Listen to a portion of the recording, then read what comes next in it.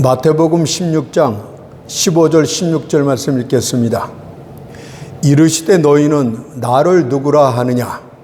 시몬 베드로가 대답하여 이르되 주는 그리스도시요 살아계신 하나님의 아들이시니이다. 아멘. 오늘은 이 본문 말씀을 통하여 예수 이름의 비밀, 이런 제목으로 하나님의 말씀을 살펴보도록 하겠습니다.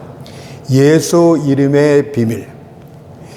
예수님께서는 자신에 관한 문제를 제시하심으로써 두 종류의 집단을 구별하셨습니다.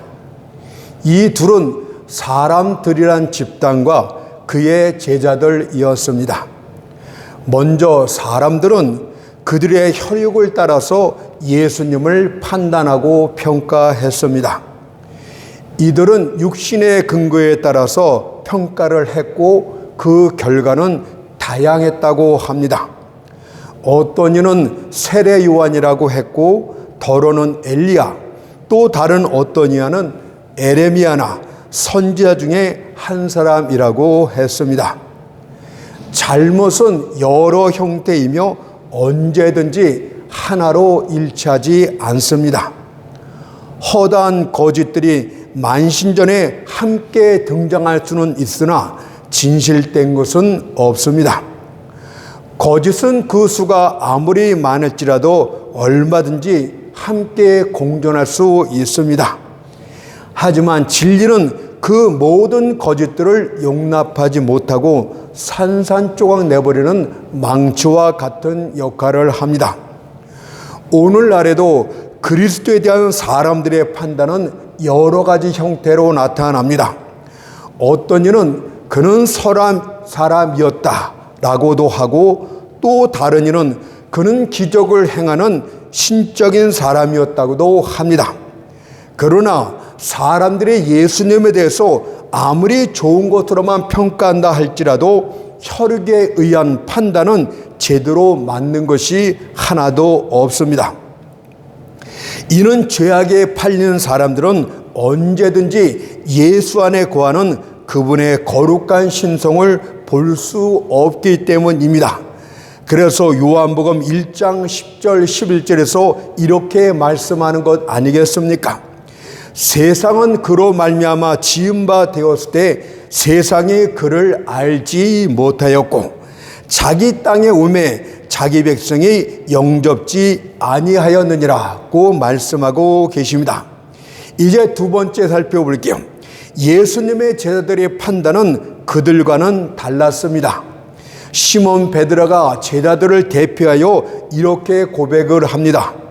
마태복음 16장 16절을 보니까 주는 그리스도시요 살아계신 하나님의 아들이시니이다. 사람들은 예수님에 대해서 여러 가지 평가들을 하고 있지만 제자들의 의견은 하나로 통일이 되었습니다. 예수께서는 이런 베드로를 향하여 마태복음 16장 17절에서 바요나 시몬아 내가 복이 있도다고 말씀을 하셨습니다. 저는 어떤 목사님이 설교를 하는데 이 복에 대해서 좋은 말은 다 갖다 붙이는데 성경은 그렇게 해석하면 안 됩니다.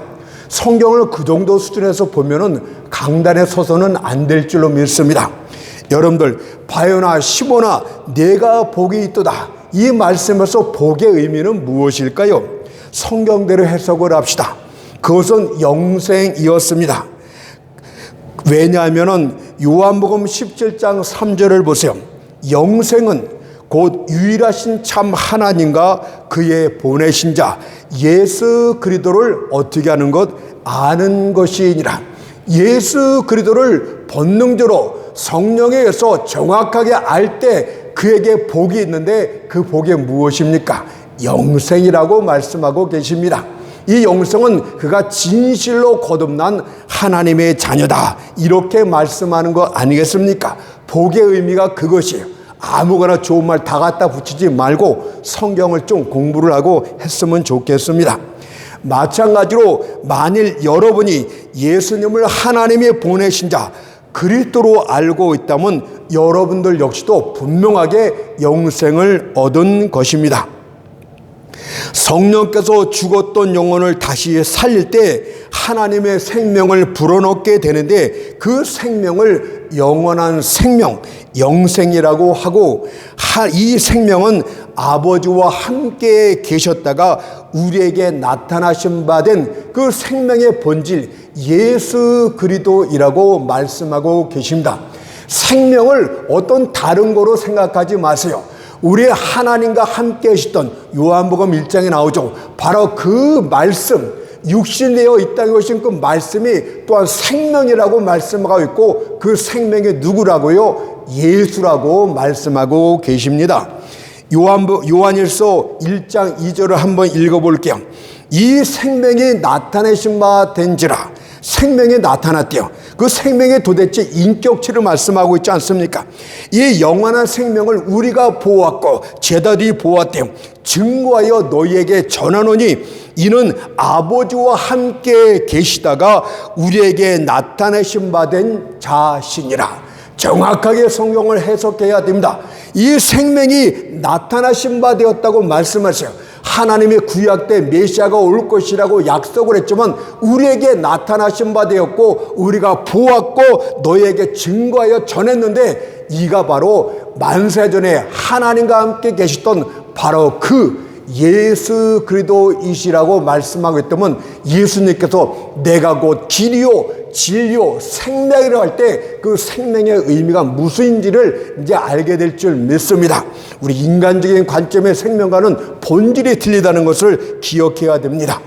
그렇다면 베드로는 과연 어떻게 해서 예수 그리스도가 어떤 분인지를, 누구신지를 어떻게 알게 된 것입니까? 그것을 계속 말씀하고 계십니다. 마태복음 16장 16절을 보니까 이를 내게 알게 한 이는 하고 혈육이 아니요 하늘에 계신 내 아버지시니라. 여러분들 신학대학 가서 아무리 열심히 예수님에 대해서 공부하고 예수님이 어떻고 여러 가지를 알고 있다 할지라도 그것은 예수님을 아는 것이 아니에요. 그냥 책으로 문자적으로 보는 것인데, 이것을 혈육을 통해서 내가 나를 안 것이 아니라 어떻게 해요? 하늘에 계신 내 아버지시니라. 여기다 신령한 의미를 너무 부과하지 마세요. 제가 계속 말씀을 드리도록 하겠습니다. 베드로는 예수님에 대한 다른 사람들의 평가를 듣고 있었을 것입니다. 또 자기 나름대로 저분이 어떤 분인가 생각도 많이 했을 것이에요. 또한 구약 성경을 통해서 하나님이 약속하신 메시아가 어떤 분인가 그런 것도 읽어보았을 줄 믿습니다. 그러나 이것을 통해서 베드로가 예수님을 알았다고 말씀하지 않아요. 이를 내게 알게 한 일은 혈육이 아니오 하늘에 계신 내 아버지 신이라고 주님이 친히 말씀하셨기 때문입니다. 만일 하나님께서 그 베드로가 했던 모든 것 배후에서 역사하시고 주관하시지 않는다면 누구든 예수를 바로 하는데 실패한다 이 뜻입니다. 하나님의 계시를 통해서, 계시라는 의미를 너무 부각시키지 마세요. 하나님이 알게 하셨다 이 뜻이에요. 감추었던 것을 들춰내셨다 이 뜻이니까 계시란 단어를 이단들이 너무 심오하게 말하는데 그렇게 생각하지 마십시오. 하나님의 계시를 통해서만이 예수님을 바로 알 수 있는데, 성경에선 이것을 뭐라 그러는지 아십니까? 성령의 기름 부으심, 성령의 조명하심, 이 두 가지 의미로 말씀을 합니다. 어떻게 해요? 성령의 기름 부으심으로 예수를 바로 아는 것이고, 그것을 성령의 조명하심, 이렇게도 표현을 합니다. 여러분들 한간에 이전에 예수 성령의 기름 부으심에 대해서 많은 이야기들을 했는데, 그때 제가 생각한 것이 성령의 기름 부으심을 저것을 제대로 설명하는 분이 없구나, 저렇게 하는데도 교회에서 저거에 대해서 정확하게 말해주는 사람이 없구나, 좀 많은 생각을 갖게 되었습니다. 오늘 좀 잠깐 말씀을 드릴게요. 성령의 기름 부으심이 도대체 무엇인지. 타락한 인간은 본성적으로 하나님에 대해서 영적 흑암의 상태에 있는 것입니다. 비록 그들의 자연적인 사물에 대해서는 지혜롭고 박식하다 할지라도 영적인 면에서는 어둠 그 자체입니다. 골로새 1장 3절에서는 그것을 뭐라고 표현하냐면 흑암의 권세라고 표현했어요. 권세라는 것은 무엇인가 힘을 느껴지고 있지 않습니까? 흑암의 권세라고 표현하는데 한마디로 하나님과 관계에서 하나님을 대적하는 힘의 원리, 힘의 세력, 이 모든 것들을 흑암의 세력, 이렇게 성경이 간략하게 말씀을 했어요. 사람의 마음을 악으로 계속 향하게 만드는 것이 흑암의 권세, 거룩함에서 편견을 갖고 이상하게 보는 것, 또는 의지의 착고가 끼어져서 하나님께 나가지 못하는 이 모든 것들이 보이지 않는 흑암의 권세고 하나님을 대적하는 것이라고 골로새서 1장 3절에서 말씀하셨습니다. 따라서 그 마음 가운데요, 성령의 빛이 비춰서 어둠을 몰아내지 않는다면, 흑암의 권세를 쫓아내지 않는다면 누구도 예수를 알 수 없다는 것입니다. 고린도서 4장 6절에서 그것을 이렇게 설명합니다. 어두운 데서 빛이 비치라 하셨던 그 하나님께서, 성경을 잘 보셔야 됩니다. 어두운 가운데도 빛이 비치라, 이 말씀은 창조 역사 아닙니까? 창조 역사는 하나님의 구원의 역사, 새 창조 또는 재창조라고 하는데, 새 창조에 아주 모형이 되고 예시가 되고 있기 때문에 창조 역사를 잘 읽어보면 구원이라는 새 역사, 새 창조 역사를 여러분들이 이해할 수 있고 영적으로 해석할 수 있음을 가르쳐주고 있는 것이에요.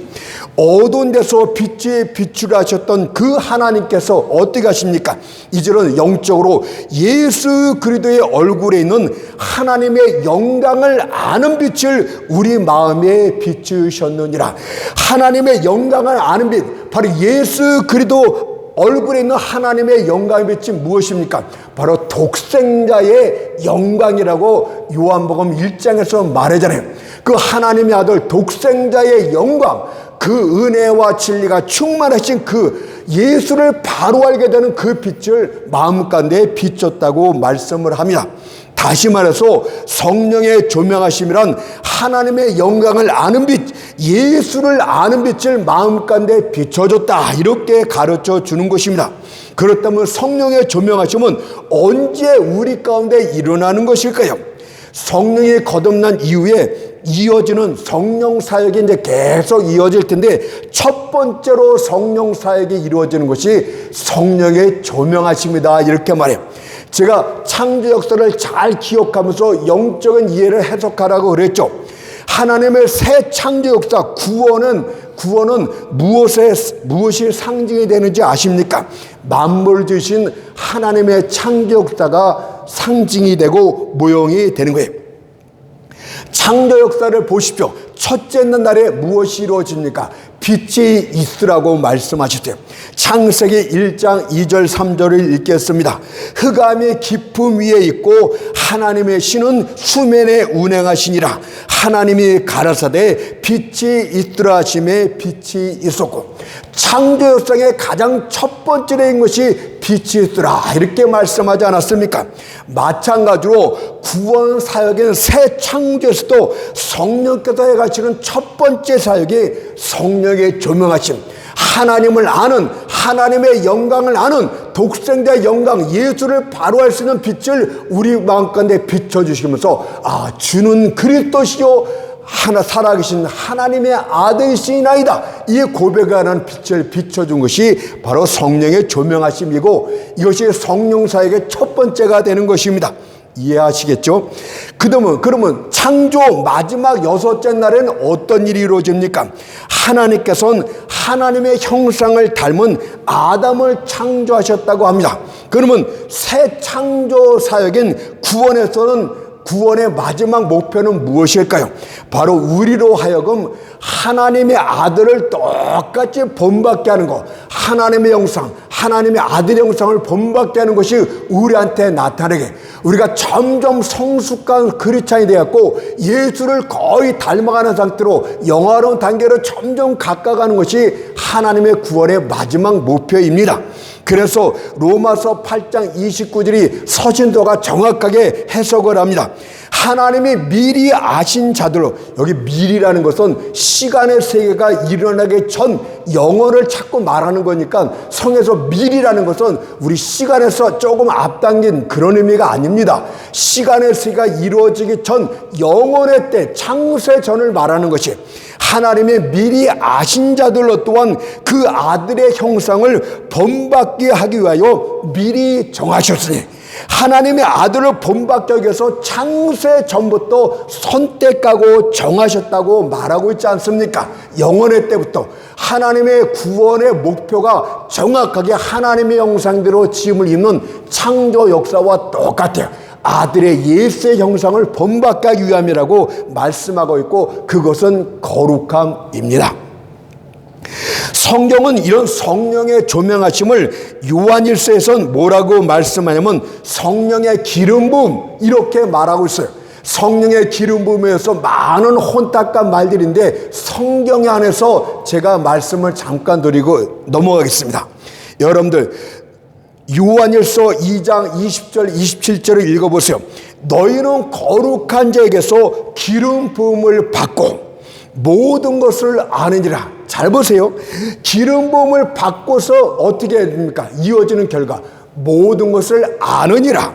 그 다음에 기름 부음이 너희 안에 거하시나니, 성령님이 우리 안에 거하시니 아무도 너희를 가르칠 필요가 없고, 이 말씀을 갖고 한간에선 성령의 기름 부음이 있게 되면 모든 것을 다 알게 되는 특별한 은사를 갖는 것이다.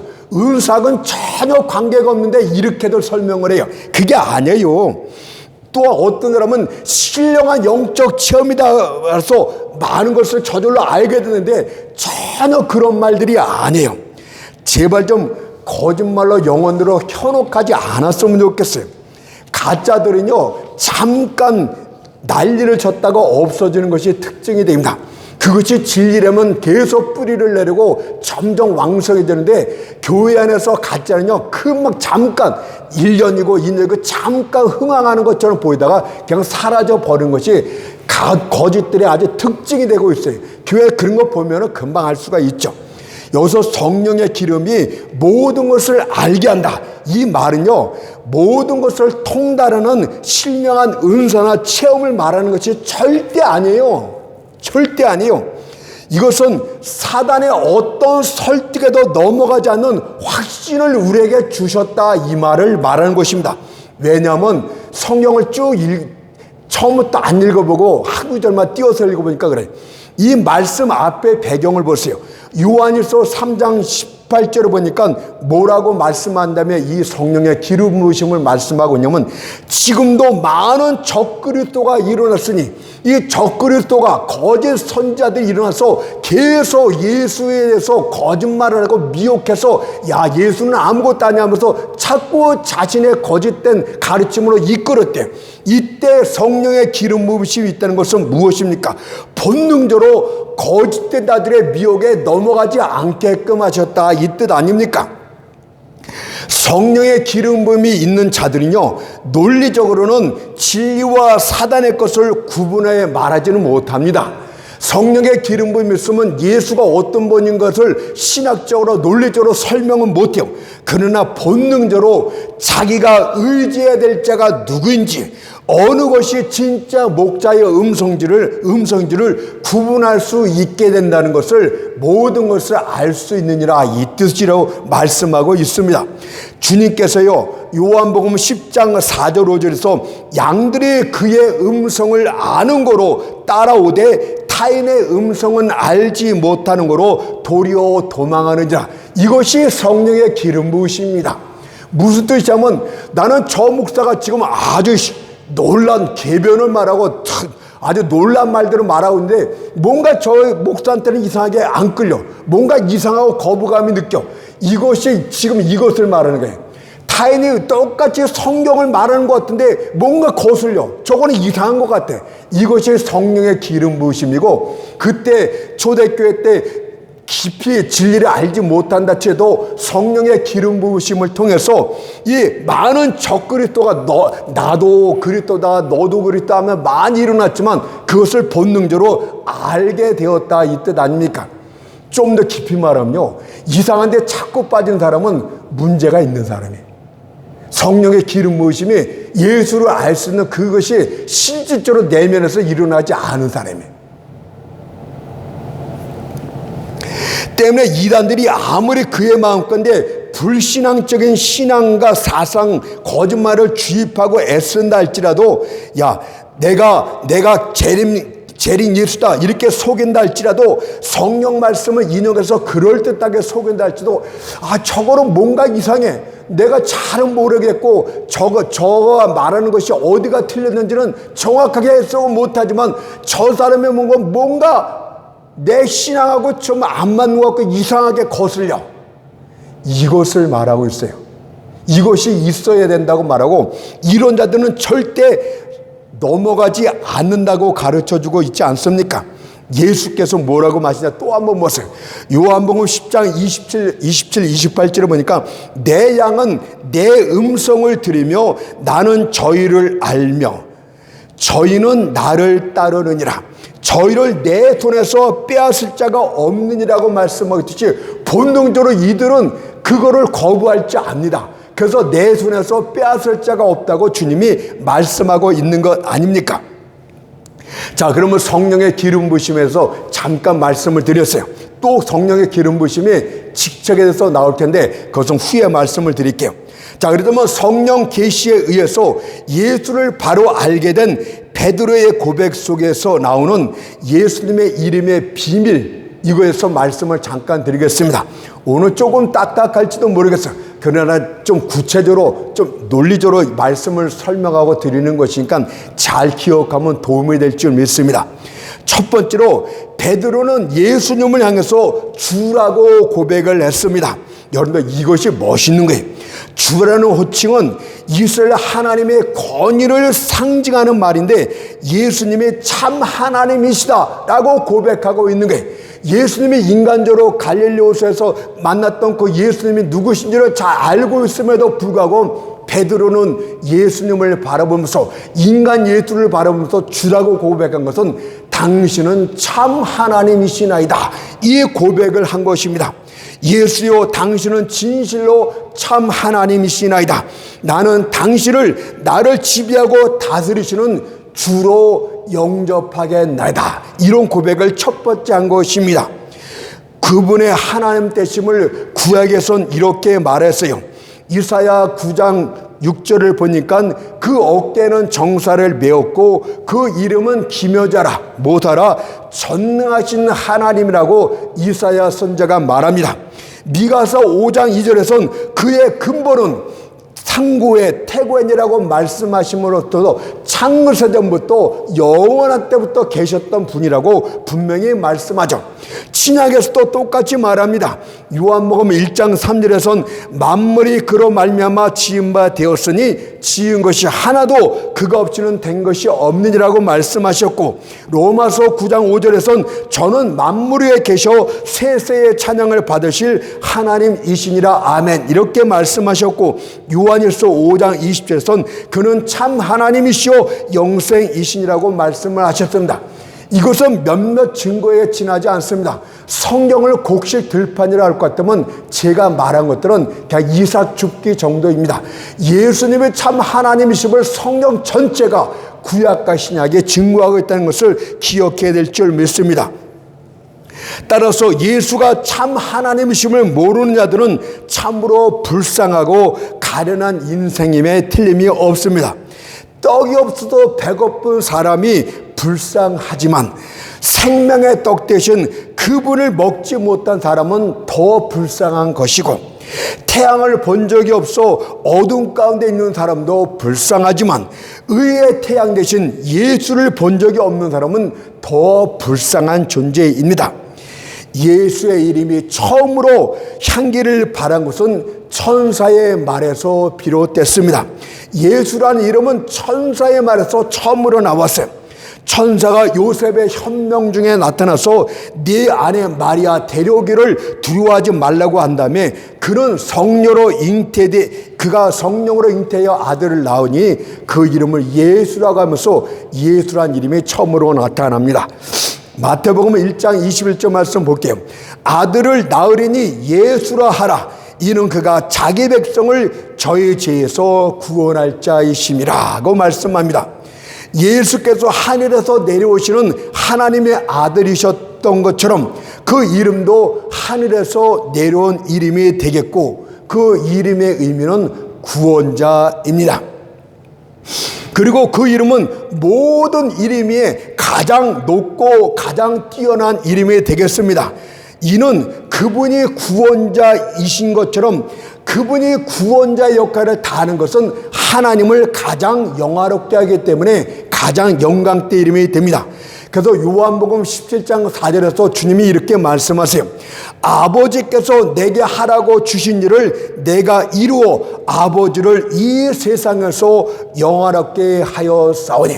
그가 구원자로서 오셨고 구원의 역사 이름은 하나님의 이름을 가장 영화롭게 하기 때문에 예수 이름 자체는 하나님 앞에, 모든 사람 앞에 가장 높고 뛰어난 이름이 되겠습니다. 유대인들은 오랫동안 메시아를 대망해 왔습니다. 그들은 로마 제국의 압제 속에서 자신들을 해방시켜줄 정치적인 메시아를 원했습니다. 그러나 예수님께서는 그런 목적으로 오신 것이 아니라 인간들이 짊어진 무거운 죄의 멍에를 깨뜨리고 저희를 죄에서 구원할 영적인 메시아로 오셨던 것입니다. 구약의 여호수아란 이름과 우리 신약의 예수님의 이름은 똑같은 의미를 갖고 있습니다. 그러면 이럴 때는 빨리 구약을 통해서 신약의 영적 의미를 해석할 줄 아는 그런 눈을 가져야 됩니다. 여호수아는 그래서 장차 오실 예수 그리스도의 모형이 됩니다. 성경에는 허투루 이름 자체도 그냥 나오는 법이 없어요. 여호수아 이름과 예수의 이름이 같은 의미인데 여호수아는 그래서 장차 오실 예수 그리스도의 모형이 되는 것이에요. 모세가 이스라엘 백성들을 가나안 땅으로 인도해 드리지 못했을 때 여호수아가 일어나 그들을 인도해 드렸습니다. 여러분들, 여호수아가 여리고성을 무너뜨리고 가나안 7족 속들을 물리쳐 그의 백성들을 적과 꿀이 흐르는 가나안 땅으로 인도해 들어갑니다. 이것은 장차 오실 실체 대신 예수를 말씀하고 있는데 예수께서 우리의 죄악과 어둠의 권세를 물리치고 우리를 영원한 번영 천국으로 인도해 드리시겠다는 의미고 상징이고 예표고 모형이 되는 것이에요. 그래서 여호수아를 역사적 인물로서만 계속 그것만 보고 그것만 설교하는데 거기서 성경 안에서 예수를 찾아야 돼요.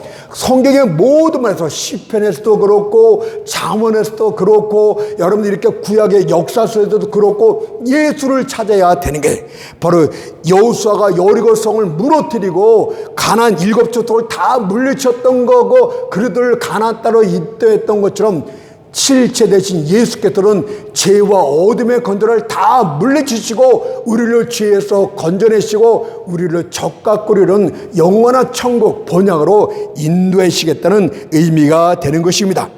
율법의 상징인 모세가 할 수 없었던 것을 복음의 상징인 여호수아 바로 예수가 행했다는 것을 서신서를 통해서도 말씀하고 있어요. 모세가 가나안 땅으로 인도하지를 못했어요. 율법이 할 수 없는 것을 복음이 했다. 율법이 할 수, 모세가 할 수 없었던 그것을 예수가 행하셨다 말하는 거예요. 로마서 8장 3절 4절을 읽을게요. 율법이 육신으로 말미암아 연약하여 할 수 없는 그것을 하나님은 하시나니 곧 죄를 인하여 자기 아들을 죄 있는 육신의 모양으로 보내어 육신의 죄를 정하사 우리에게 율법의 요구를 이루어지게 하려 하심이라. 모세가 나오고 여호수아가 나오는 이 의미를 잘 기억하면 성경의 시작의 말씀도 딱딱한 말씀이지만 다 이해가 되게 될 줄 믿습니다. 베드로는 예수님의 신성에 대해서 확신한 믿음 갖고 주여 주라고 고백을 한 것입니다.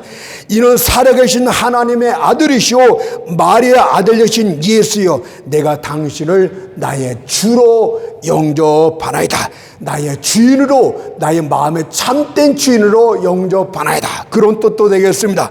그렇다면 여러분들 역시도 예수님을 나의 주 나의 하나님으로 영접하는 가운데 다음 같은 믿음의 고백을 해야 될 줄 믿습니다. 주여 나는 당신의 인성을 볼 때, 사람 됨을 볼 때 당신 발에 입맞추기를 기뻐하나이다. 뿐만 아니라 그 발이 바다를 밟고 걸어오신 것을 볼 때 당신의 신성에 다시 한번 찬양 드리나이다. 주여, 나는 당신의 손이 못 바뀐 것을 볼 때 당신이 사람인 것을 알았나이다. 그러나 당신의 그 손이 보리떡 5개와 물고기 2마리로 5,000명의 무리를 배불리 먹인 기적을 행했을 때 당신이 하나님 되심을 또한 알았나이다. 당신은 주시고 나의 구원자이시나이다. 이런 고백을 할 줄 알아야 되고, 이런 고백을 하는 자가 참된 하나님의 백성인 줄 믿습니다. 이제 두 번째는요, 베드로가 예수님 향해서 그리스도시요 살아계신 하나님의 아들이시나이다, 이런 고백을 했어요. 이 고백을 이제 한번 살펴볼게요. 그리스도라는 말은 구약에서 메시아라고 했는데 신약의 호칭이 메시아가 그리스도로 바뀐 것이고, 기름 부음을 받은 자, 이렇게 말하고 있어요. 이것이 성령의 기름 부음의 두 번째 의미로서 나타날 수도 있는데, 제가 다음에 기회가, 오늘 좀 하겠지만 다음에 기회가 되면 또 말씀을 드릴게요. 예수가 그분의 고유 이름이라면 그리스도는 그분의 직책 이름입니다. 고대 중동 지방에선 높은 직임을 맡은 사람에게 기름을 부어서 그를 성별케 하는 의식을 행했습니다. 그러나 예수님께서는 사람이 준비한 기름 부음이 아니라 하나님에 의한 성령의 기름을 받은 특별하신 분임을 성경이 말합니다. 누가복음 4장 18절을 읽을게요. 주의 성령이 내게 임하셨으니 이는 가난한 자에게 복음을 전하게 하시려고 내게 기름을 부으시고 나를 보내사 포로된 자에게 자유를, 눈먼 자에게 다시 보게 함을 전파하며 눌린 자를 자유케 하고. 구약시대 때 이스라엘 백성들은 선지자, 제사장, 왕, 이 세 직책에 대해서 기름을 부어서 거룩히 구별을 했습니다. 그러나 그리스도께서는 성령의 기름 부음을 통해서 왕으로서, 선지자로서, 제사장으로서 이 모든 직분을 홀로 다 감당을 하셨습니다. 요즘 세상 우리나라를 보니까 행정부, 대통령, 입법부, 국회, 사법부 세 부분으로 나누어져서 조직되어 있지만 모든 부분들이 다 불완전하고 혼탁하지 않습니까? 그러나 그리스도께서는 완전하시기 때문에 왕으로서, 선지자로서, 제사장으로서 세 직분을 모두 홀로 감당하기에도 합당하신 분이십니다. 작금의 이 어지러운 세상을 볼 때 어서 빨리 주의 나라가 와서 그분의 통치가 이루어졌으면 좋겠습니다. 계시록 19장 6절 7절 말씀이 마음에 요새는 와닿아요. 할렐루야, 주 우리 하나님은 주 하나님 전능하신 이가 통치하시는도다. 우리가 즐거워하고 크게 기뻐하며 그에게 영광을 돌리세. 아멘. 지금은 시끄럽게 난리 소리가 있지만 그분이 통치하시는 그날에 우리는 영광을 돌리고 기뻐하게 될 줄 믿습니다. 그러면 이 세 가지를 이제 말씀을 드리겠어요. 첫째, 그리스도는 선지자로서 기름 부음을 받았습니다. 구약의 선자들이 하는 일은 선지자가 무엇입니까? 하나님의 뜻을 받아갖고 백성들에게 전달하는 것이 선지자 역할 아닙니까? 그러나 구약의 선지자들은 그들이 전한 하나님의 말씀은 후에 더 보강하거나 더 덧붙여야 됐는데, 이것은 하나님의 말씀이 잘못된 것이 아니고 선지자가 불완전하기 때문에 이해를 할 수가 없었어요. 성령이 말씀하시면 해서 그냥 말씀은 전하게 전인데, 전하는 선지자 자신도 이것이 무슨 뜻인지를 잘 모르고 전할 때가 많았어요. 구약에 보면 그렇지 않습니까? 그런데요, 예수님께서는 하나님의 마음에 가장 흡족한 선자로 세울 것이라는 약속대로 오신 분이, 그 위대한 선자가 바로 예수님이셨습니다. 신명기 18장 15절을 보십시오. 네 하나님 여호와께서 너희 중 네 형제 중에서 나와 같은 선지자 하나를 너희를 위하여 일으키시리니 너희는 그를 들을지어다 라고 말씀하시면서 위대한 선지자, 하나님이신 그 예수를 선지자로 세우실 것을 말씀하고 있지 않습니까? 예수 그리스도께서는 어떤 선지자였지만 하나님이 그렇게 하라고 부탁하셨기 때문에 이 말씀을 전한다, 이런 식으로 간접적으로 부분적으로 전하지를 않았습니다. 예수님은 많은 선지자를 보고자 했던 그 어둠에 갇혀있던 보물들을 직접 보고 명확하게 전하셨던 분입니다. 그분은 아버지의 품에서 나온 독생하신 하나님이시기 때문에 그분 자신이 하나님이시고 그분 자신이 하나님의 뜻이었어요. 그래서 그분은 말씀하실 때 항상 이렇게 말씀합니다. 내가 진실로 진실로 너희에게 이르니. 내가 말한대요. 하나님이 내게 이렇게 말씀하셨다가 아니라 내가 직접 진실로 진실로 두 번째나 너희에게 이르니. 그분이 하나님 자신이었고 그분이 하나님의 뜻 자체였어요. 그래서 그분은 그렇게 말씀하시면서 선자의 완벽한 사명을 감당합니다. 요한복음 12장 45절 보니까 나를 본 자는 나를 보내신 이를 본 것이니라고 말씀하시면서 예수를 바로 본 자는 하나님을 본 자라고 분명히 말씀하고 있지 않습니까? 또한 그분께서는요, 불신자들의 운명을 아주 신랄하게 무섭게 있는 그대로 전했어요. 이것은 무슨 뜻입니까? 그분이 그 모든 지옥의 불구덩이를 준비하신 분이고 그것을 실제 아신 분이기 때문에 있는 그대로 전해주셨던 분이 예수님 한 분밖에 안 계세요. 마가복음 9장 48절 49절 말씀 보세요. 거기는 구더기도 죽지 않고 불도 꺼지지 아니하느니라. 사람마다 불로써 소금치 듯함을 받으리라. 예수님이 전한 거 이에는 더 여기다 붙이지 마세요.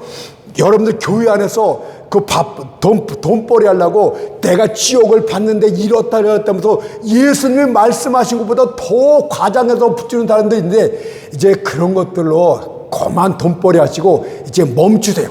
또 그런 분들을 불러갖고 강단에서는 목사님들은 도대체 누굽니까? 제발 좀 진리에 바로 섰으면 좋겠어요. 예수님에서 앞서 나가고 덧붙이면 안 돼요. 예수님은 그것을 준비하신 지옥의 불구덩이를 실제 준비하신 분 아닙니까? 그분이 말씀하시고 이게 무엇이 더 붙이려고 그럽니까? 두 번째는요, 죄송합니다. 그리스도는 제사장으로서도 기름 부음을 받았습니다. 제사장이란 하나님과 인간 사이의 중보자로서 인간들을 대표해서 하나님께 제사와 예배를 드리는 자였습니다. 이스라엘 가운데 아론과 그의 자손들이 제사장 역할을 담당했습니다. 옛 제도 안에서 많은 제사장들이 세워졌고 죄 때문에 드려지는 제사도 많았습니다. 그러나 죄는 없어지지 않았습니다. 아침나절에 흠없는 어린 양이 피 흘려 죽었지만 그날의 죄를 없이 하지 못했습니다. 따라서 해가 서단에 기울기 전에 또 다른 제물이 죽어야만 됐습니다. 매일 아침 저녁으로 계속 제사는 드렸지만 죄를 없이 하지는 못했다고 합니다. 구약의 모든 제사는 상징일 뿐이에요. 황소의 피와 염소의 피가, 짐승 피가 어떻게 인간의 죄를 없앨 수 있단 말입니까? 아직도 미개인들은 이런 식으로 자기 속죄를 하고 있는데 빨리 예수의 피를 알았으면 좋겠어요. 그러나 때가 참에 아론의 반차가 아니라 멜기세덱의 반차를 따라오신 예수 그리스도 영원한 제사장 우리 주님이 일어나셨음을 말씀합니다. 히브리서 5장 5절 6절 말씀을 읽을게요. 너는 내 아들이니, 분명히 예수님이 독생하신 하나님이, 너는 내 아들이니 내가 오늘 너를 낳았다 하시고, 또한 이와 같이 다른 데서 말씀하시되 내가 영원히 멜기세덱의 반차를 쫓는 제사장이라 하셨느니라 라고 말씀하고 있지 않습니까? 분명히 대제사장으로 오신 예수님이, 그래서 그 예수 그리스도께서는 제사장이면 역할을 감당해야 되지 않겠습니까? 제물을 드려야죠. 갈보리 십자가 제단에서 자신의 몸을 제물로서 대속제물로서 대속 사역을 완성하셨던 그 제사장이 바로 우리 예수 그리스도이심을 성경이 정확하게 말씀하고 있죠. 예수께서 십자가에 달려 요한복음 19장 30절 말씀처럼 다 이뤘다 하시고 머리를 숙이시고 영원히 돌아가실 때 완전한 하나님의 의도했던 영원한 대속 제사가 완성이 됐고 단번에 이루어진 것입니다. 히브리서 10장 11절 12절에 그것이죠.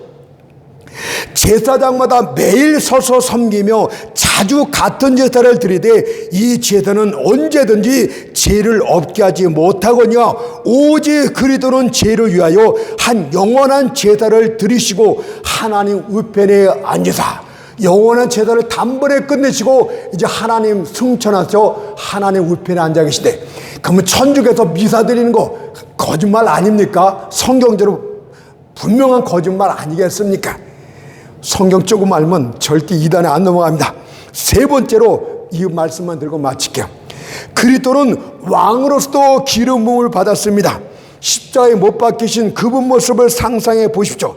그분의 못 박힌 손과 발에서 흘러내린 피로 피투성이가 된 그분을 바라보십시오. 또한 엘렐리 라마 사막단이라고 부르는 그분의 죽음의 고통소리도 들어보십시오. 그분의 십자가 위에 누가복음 23장 38절 말씀 보니까 유대인의 왕이라 쓴 패가 달려 있었습니다. 간악한 무리들은 십자가에 달려서 죽는 그리스도를 멸시하기 위해서 팻말을 그렇게 썼어요.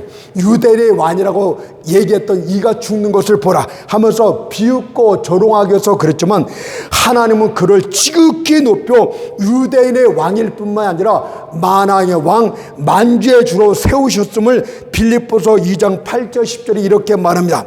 자기를 낮추시고 죽기까지 복종하셨으니 우리 하나님의 아들께서 그 십자가에 죽으심으로 이러므로 하나님의 말씀에 순종하여 대속제사를 지어짐으로 이러므로 그것이 앞에 거의 결국 이러므로 하나님의 그를 지극히 높여 모든 이름에 뛰어난 이름을 주사 하늘에 있는 자들과 땅에 있는 자들과 땅 아래에 있는 자들로 모든 무릎을 예수의 이름에 꿇게 하시고 이제 주님이 오실 때는 아직 무릎을 꿇지 않은 자들 모두가 그분의 무서운 모습 앞에 다 진노의 하나님 앞에 무릎을 꿇게 될 줄 믿습니다.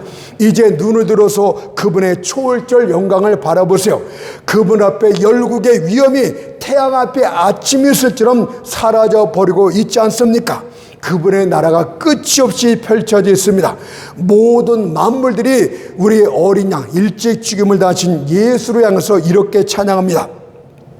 계시록 5장 13절에 보니까 보좌에 앉으신 이와 어린 양에게 찬송과 존귀와 영광과 능력을 세세토록 돌릴지어다. 뿐만 아니라 하늘의 천천만만의 천사들도 이렇게 큰 소리로 외친다고 합니다. 계시록 5장 12절에 보니까 죽임을 당하신 어린 양의 능력과 부와 지혜와 힘과 존귀와 영광과 찬송을 받으시기에 합당하도다. 그렇다면 구원받으신 여러분들 만왕의 왕이신 예수 그리스도 앞에 무릎을 꿇고 경배해야 되는 것이 마땅할 줄 믿습니다. 만왕의 왕 되신 그분께서는 이 땅에 반드시 다시 오시겠다고 약속을 하시죠. 그리스도께서는 이 땅에서 피 흘려 투장하셨던 이 땅에 다시 승리자로서 오실 것을 학수고도 하고 계십니다. 그러므로 다시 오실 그리스도는 십자가에 죽으신 그런 연약하고 비참한 그런 모습이 아니라 지극히 영광된 모습으로 오실 것입니다. 그것을 마태복음 24장 30절이 예언을 합니다.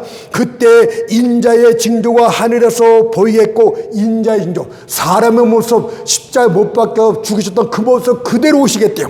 그때 인자의 징조가 하늘에서 보이겠고 그때 땅의 모든 족속들이 통곡하여 그들이 인자가 구름을 타고 능력과 큰 영광으로 오는 것을 보리라. 그러므로 우리는 모두 소리 높여 이렇게 외치도록 합시다. 아멘. 주 예수여 어서 오시옵소서. 아멘.